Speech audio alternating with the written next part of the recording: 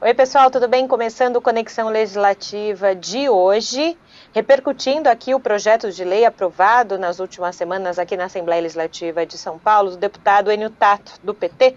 É o projeto de lei 969 de 2019, que cria o programa Censo de Pessoas com Transtorno do Espectro Autista e dos seus familiares. Para me ajudar nesse bate-papo aqui de hoje, eu tenho aqui comigo o Cauê Talarico, ele é membro da Comissão de Direitos das Pessoas com Deficiência da OAB aqui de São Paulo. Doutor, bem-vindo aqui ao Conexão Legislativa.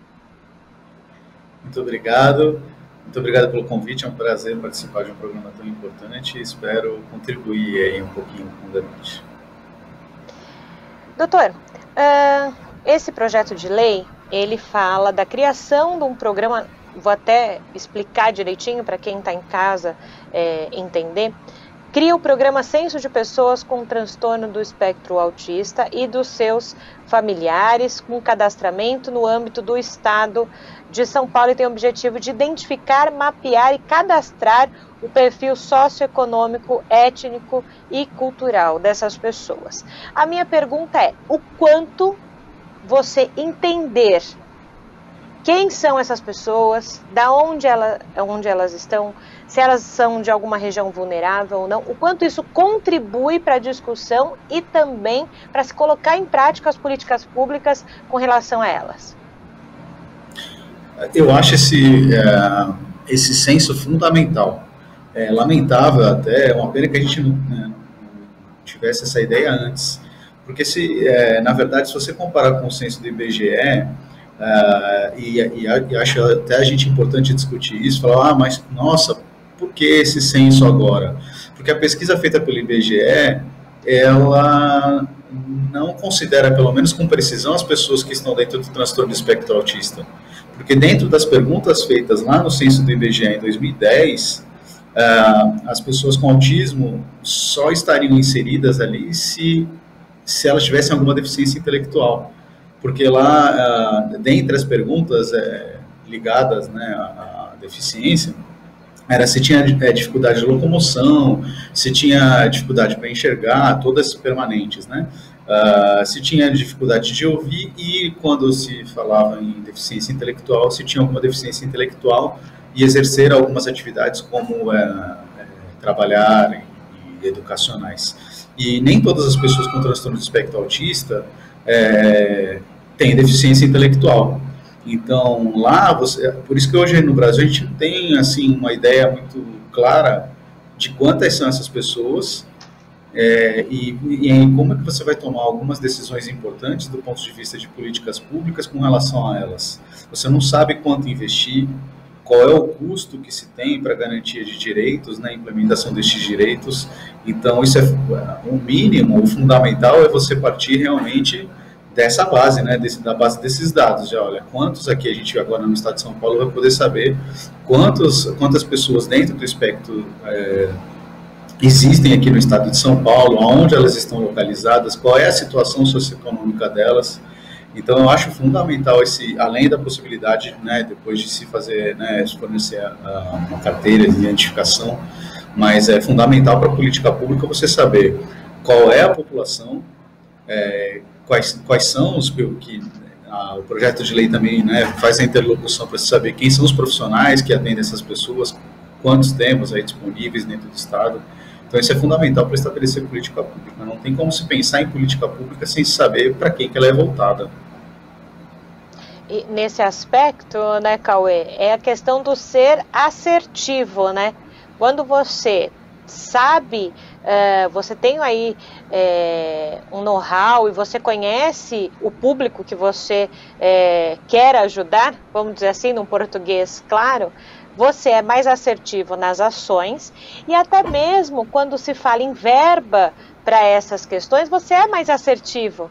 Né? Você não desperdiça também verbas, porque você sabe, olha, na região tal do estado de São Paulo, a gente tem uma maior incidência, então a gente precisa voltar verbas para esse programa por lá. É um conjunto, né, de ações também que ficam mais objetivas e certas, né? E às vezes as pessoas acham que, mas como você falou no começo, mas por que agora criar esse censo? Porque ele otimiza tempo e dinheiro. Claro, é fundamental. Otimiza tempo, dinheiro.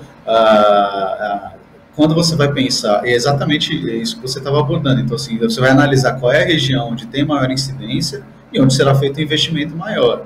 Por outro lado, onde tem menor incidência, não é que você vai deixar de investir, mas você vai direcionar menos recursos para aquela região. Então, lembrando que, assim, eu acho super importante esse estudo.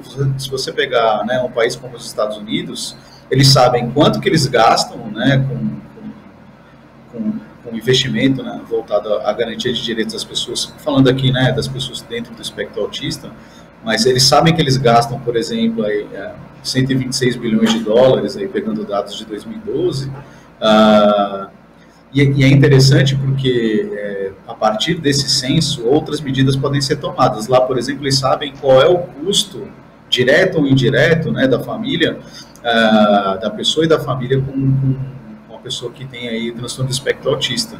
Então, o Estado, quando vai pensar na garantia de direitos, pensando, claro, sempre no ser humano, mas também pensando o seguinte: quanto que as pessoas estão tendo de custo, de investimento durante aquela vida, ao longo daquela vida com aquela pessoa, e a partir desse tratamento, e ela tendo uma vida com autonomia e independência, que é aquilo que todos nós desejamos, né? A partir de quanto que eu vou economizar com isso, e aonde eu vou poder investir em outras áreas a partir desse momento que eu comece a economizar a verba pública. Então, não é só direcionar o capital, né, o dinheiro público, mas também, além da garantia, fazer com que as famílias possam aí também ter uma vida economicamente independente. Pois é, e quando nós falamos dessa questão das pessoas com transtorno do espectro autista, vale lembrar que aqui também na Rede Alesp nós já ouvimos alguns especialistas na área que cuidam dessa área e que falam, olha, são várias nuances, né, do espectro. Pode ser mais severo, menos severo. E até recentemente aqui no Jornal da Rede Alesp, um especialista até falou, olha, eu peguei um caso de um homem com 46 anos que teve o diagnóstico também de autismo, claro, dentro das nuances. Então, assim, com o censo, eu imagino que também se possa identificar qual a faixa etária da população aqui no estado de São Paulo que você tem maior incidência. Pode ajudar até na questão de diagnóstico, né? Você estava falando agora há pouco, uma coisa vai levando a outra. Não é só questão, óbvio, de verbas, né? Mas você tem um mapeamento, você consegue identificar se você tem um diagnóstico precoce, se você tem profissionais habilitados para que façam esse diagnóstico de modo correto. É uma roldana, né? Vamos dizer assim. Exatamente. E só puxando, né, um gancho dessa sua fala, veja só, que faixa etária você precisa de maiores investimentos. Então, se fala muito em diagnóstico precoce e tratamento precoce, que são fundamentais, obviamente, mas o adulto com autismo, em vários casos, vamos dizer aí, ele tem uma dificuldade muito grande de encontrar atendimento, né, e de encontrar profissionais, mesmo na rede particular, que sejam, né, habilitados o suficiente para atendê-lo. Então, você pode também trabalhar com investimento nessa área, estimular que outros profissionais passem a atender essa demanda tão grande e tão, infelizmente, tão desprestigiada. É isso mesmo. Eu vou aproveitar aqui a minha colinha, né, eu uso sempre aqui, para que a gente repercuta o PL da maneira correta, né, e eu também não fale nada errado aqui. No artigo 10 aqui do projeto de lei diz que a pessoa cadastrada, então, nesse censo, poderá receber, a pedido, uma carteira de identificação com prazo de validade indeterminado para que possa usufruir dos direitos das pessoas com deficiência previstos na Constituição e na Lei Federal 13.146, de 6 de julho de 2015, que é o Estatuto da Pessoa com Deficiência. Com essa minha fala, eu abro um outro aspecto da nossa conversa, Cauê. Hoje, como andam os direitos da pessoa com deficiência no país? Eu queria dizer, antes de explicar, que eu também estou com a minha colinha aqui. Sempre bom. Não, mas veja só, quando a gente fala de direitos no Brasil, a gente sempre traz umas questões realmente muito polêmicas. Claro que é a história do copo meio cheio, meio vazio, né? Então, se você olhar hoje, é claro que tem muita coisa que ainda não tem eficácia que deveria.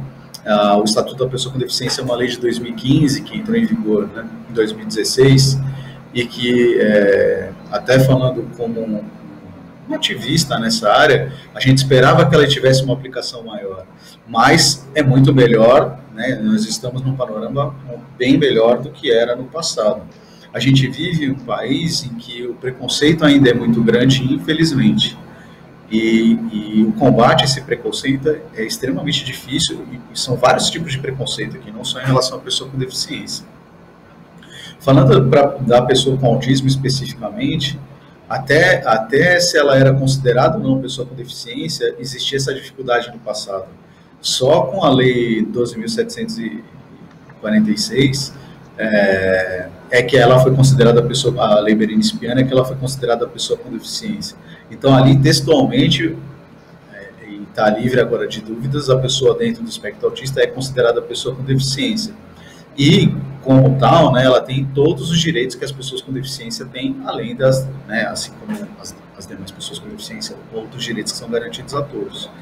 Então, quando a gente pensa que na pessoa, especificamente com a pessoa com autismo, deve ser garantido a ela o direito à saúde de acordo com as suas necessidades individualizadas. Essa acho que é uma das grandes vantagens da Lei Brasileira de Inclusão, o Estatuto da Pessoa com Deficiência, e a Convenção da ONU, né, que na verdade acabou dando ensejo à elaboração dessa lei, é enxergar o indivíduo como um indivíduo.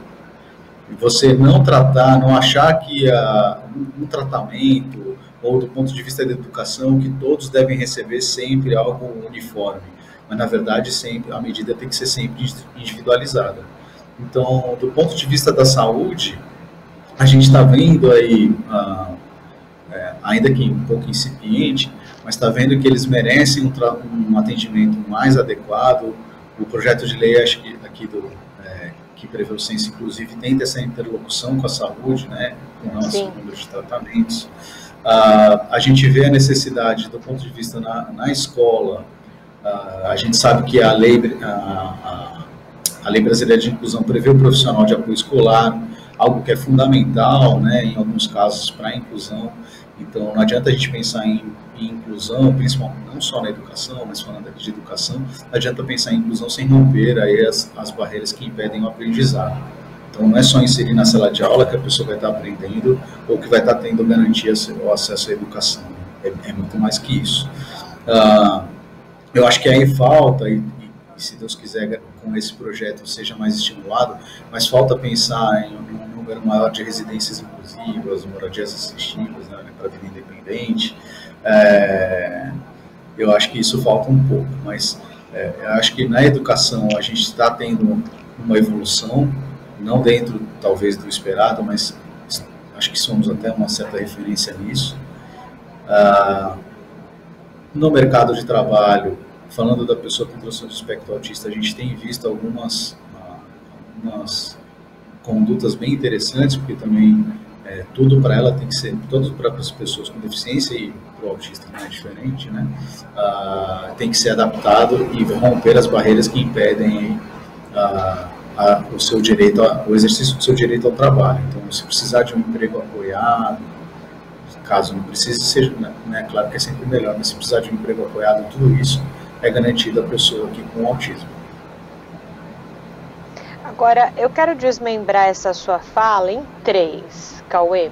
Primeiro, só confirmando o que você falou com relação à Secretaria Estadual da Saúde, está aqui no artigo 13, justamente que o cumprimento da lei, né, a Secretaria Estadual de Saúde também vai edita normas complementares mediante a portaria. Então, assim, são várias secretarias coligadas, né, em prol desse censo das pessoas com transtorno de espectro autista. Mas eu quero desmembrar, primeiro, falando sobre inclusão. Você tocou num ponto que por um bom tempo se gerou grandes discussões, né? Como você incluir, mas dar a possibilidade dessa pessoa realmente se sentir inclusa, principalmente no âmbito escolar. E aí eu vou falar de crianças e adolescentes, né? Certo. Fala-se da inclusão. Você não vai, a gente não abre novas escolas exclusivas para autistas. Foi muito essa discussão, né, de se colocar a criança e o adolescente autistas na mesma sala das outras crianças, o quanto isso contribui ou não. Mas você disse, é preciso, além de incluir e colocar nas salas, ter profissionais que acompanhem, né? Não adianta só colocar a criança lá na sala e dizer, bom, já temos uma inclusão. Não é assim, né? Não, inclusão na matrícula, né? E isso é depósito de gente, né? Inclusão é romper barreiras que impedem aí o aprendizado como um todo. E às vezes a barreira está na porta da escola. Às vezes a pessoa não consegue nem mesmo ingressar fisicamente no prédio onde é a instituição de ensino. Então, quando a gente pensa na educação inclusiva, né, ou na perspectiva inclusiva, a gente tem que pensar em eliminar qualquer tipo de barreira. É claro que assim fica difícil a gente falar de um modo genérico aqui, porque a gente tem que analisar sempre o aluno e as necessidades que esse aluno possua. Mas para que a inclusão seja efetiva, uma coisa que me preocupa é assim, alguns pais e mães acreditam ou responsáveis, que só por ser uma pessoa com transtorno do espectro autista, o aluno já tem direito a esse profissional, né, de apoio escolar. E não é isso, tem que haver uma necessidade para isso. Havendo necessidade, é preciso garantir, né, esse profissional a ela. Agora, se há essa necessidade e esse profissional não está presente, você não pode dizer que está havendo inclusão. Então, se há necessidade de uma adaptação do material escolar, do currículo, uma elaboração do plano educacional individualizado, e nada disso existe, então você não dá para dizer que está dando uma educação inclusiva, porque não está. Então, se ele tem dificuldade na comunicação e ele precisa de alguma forma de comunicação alternativa, se você não está fazendo, não está tendo educação. Não tem como você falar em educação, né, se você não está analisando as necessidades individualizadas que essa pessoa possui. O que eu acho, né, com todo respeito, que eu sei que tem gente que não concorda com essa minha fala, mas o que eu sou contra é você colocar apenas numa escola especializada.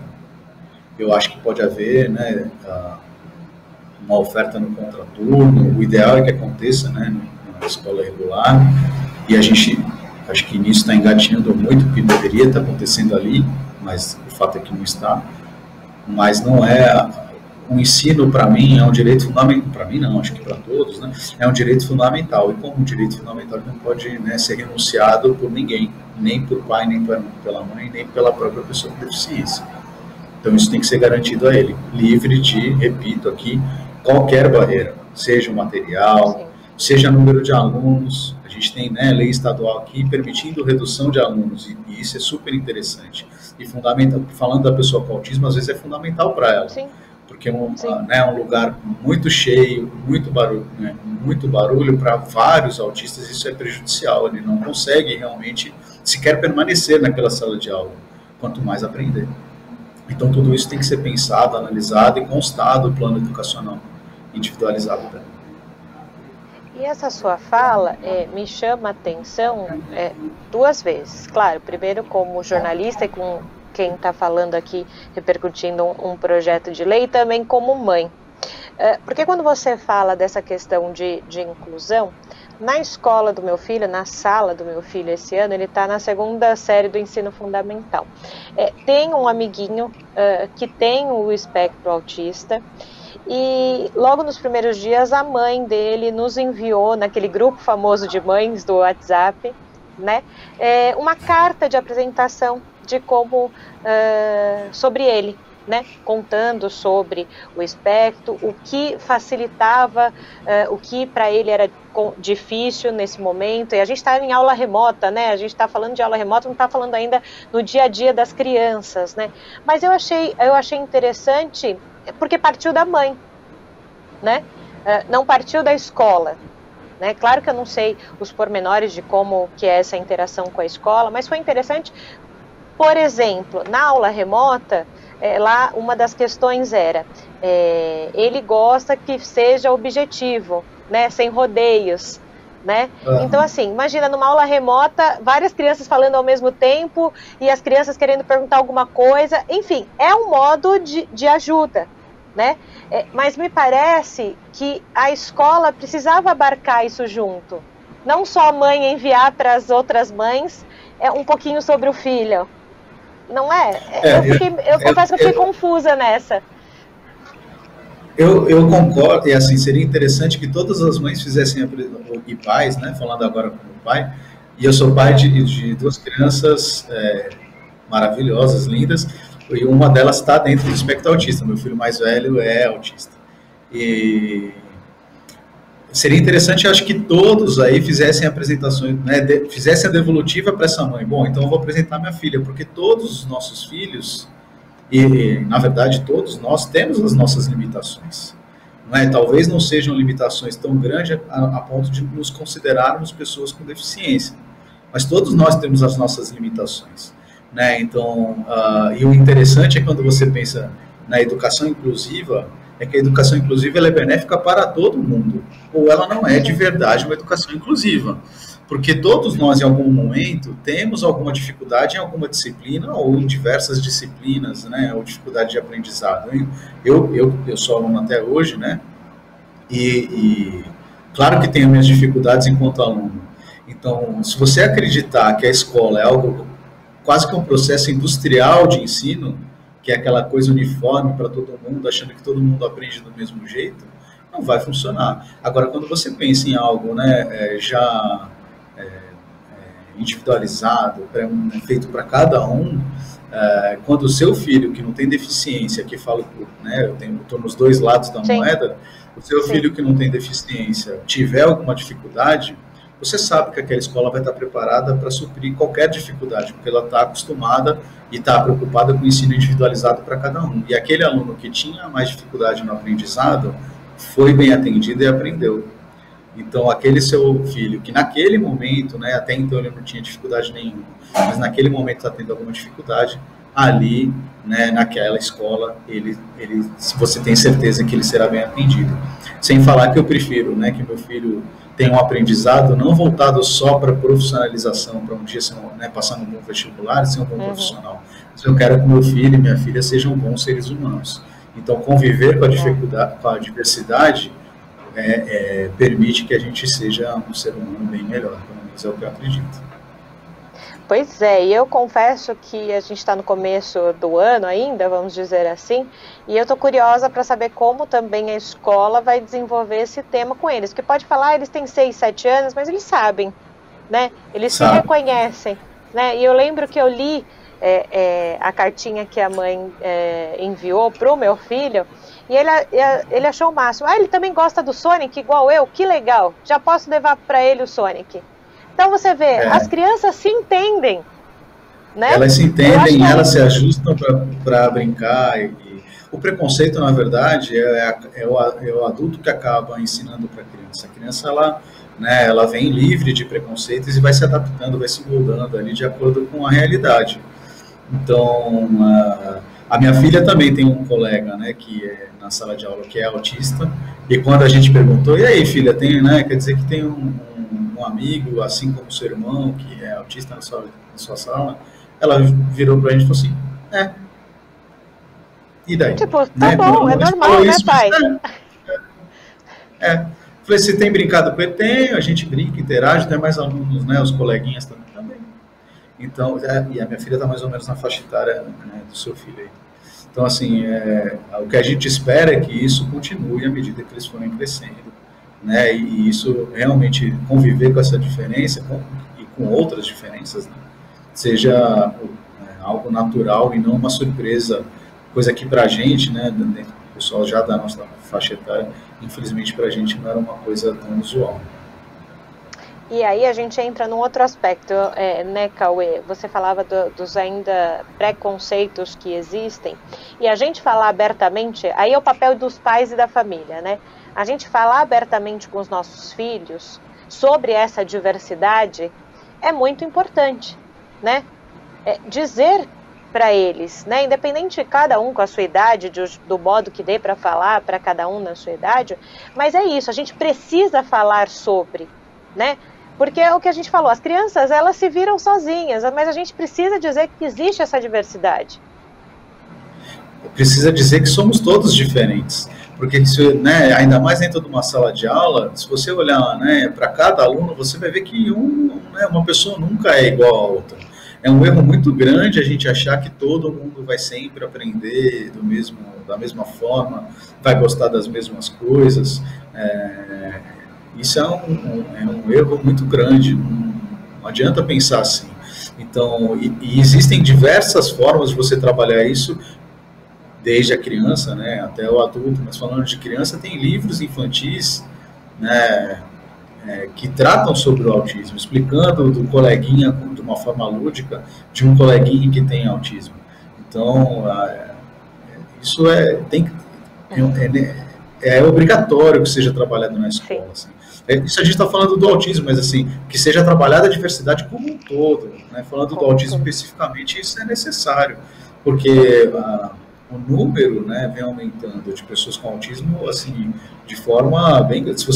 analisando aqui o projeto, né, você vê que o deputado usou aqui na justificativa dele, uma em cada 160 pessoas está dentro do transtorno espectro autista. Se você pegar a revista Autismo, que ela citou um dado que ele usou como referência a Organização Mundial da Saúde. A revista Autismo, ela citou o CDC, né, o órgão de controle de doenças norte-americano, e lá fala em 1 para 53. Então, se você pensar em 1 para 53, é um número muito grande. E esse número vem aumentando. À medida que vai se estudando, né, se preparando ainda mais aí sobre o assunto, os diagnósticos vêm aumentando. Com certeza aumentará no futuro. Um outro aspecto que é importante a gente abordar, e a gente está entrando na reta final do nosso programa, é sobre mercado de trabalho, que também você tocou nessa questão. Muito se discute, né? As empresas têm que ter cotas para funcionários negros, né? Existe essa questão de cotas, né? Virou moda falar de cotas e afins. Hoje, qual que é a realidade das pessoas com espectro autista no mercado de trabalho? Ainda é muito difícil. A gente tem aí uma inclusão mais fácil no mercado de trabalho para as pessoas que têm autismo, mas que não tenham deficiência intelectual. Para aqueles que têm deficiência intelectual, ainda é uma inclusão difícil de se acontecer. Além disso, é muito difícil que as empresas, quando, né, aquelas empresas que pretendem contratar pessoas com deficiência, elas... Não, claro que não todas, mas elas acabam não pensando nas barreiras que a pessoa vai encontrar quando for exercer sua profissão, seja a profissão que for. Então, você tem que conhecer, e você, a empresa como um todo, todos que estão envolvidos naquele processo, tem que saber quem eles estão recebendo, quais são as limitações e saber como lidar. Então, se você vai receber, por exemplo, uma pessoa com transtorno de espectro autista que tem uma sensibilidade barulho muito grande, você não pode colocar ela num call center onde tem milhares de pessoas falando ao mesmo tempo, porque ela não vai render. Então, muitas empresas ainda se preocupam apenas em cumprir cota e não em incluir o funcionário. Você tem vários casos de sucesso, não só no Brasil, mas também fora do Brasil, falando de pessoas aqui com autismo, né, de pessoas com autismo no mercado de trabalho. Várias, fora do Brasil, tem empresas que têm preferido contratar autistas por causa daqueles funcionários que têm hiperfoco. Então, ou pela facilidade, alguma habilidade que eles têm com números, claro que depende, ou programação, depende, claro, da alta habilidade que eles possuam ali, né, o indivíduo no caso. Mas você tem relatos disso, isso não é difícil de encontrar, caso necessário, eu posso até, de repente, fornecer aí algumas empresas especializadas nessa inclusão. Veja, então, o grande problema que eu vejo das cotas é que as pessoas, a lei de cotas veio antes da educação inclusiva, né? Então, assim, a gente acabou obrigando a contratar sem as empresas e as pessoas com deficiência estarem preparadas para trabalhar. E aí a gente acabou produzindo um pouco mais de preconceito, acabou passando a ideia de que aquelas pessoas não têm condição de exercer a profissão, e não é verdade. Elas têm, como qualquer outra pessoa, a condição de exercer qualquer profissão. Claro que, como, né, as demais pessoas, tem umas que têm uma vocação para determinadas profissões e outras para outros cargos e profissões, né? Então, assim, você tem hoje, recentemente houve publicação de um rapaz com autismo se formando em medicina. Né, você tem aí excelentes programadores que né, estão dentro do espectro autista. Então, mas não adianta você simplesmente contratar. É claro que eu não conheço a realidade desse sujeito que se formou em medicina. Não adianta você colocar ele numa parte do hospital que tenha muito barulho, por exemplo, ou se ele tem aí uma sensibilidade a cheiro, um lugar onde, né, tenha um cheiro, uma inalação de cheiro muito forte. Então, você tem que saber quais são as limitações que ele possui e colocar ele onde ele vai render mais. Ponto. É isso. E aí a inclusão no mercado de trabalho vai funcionar.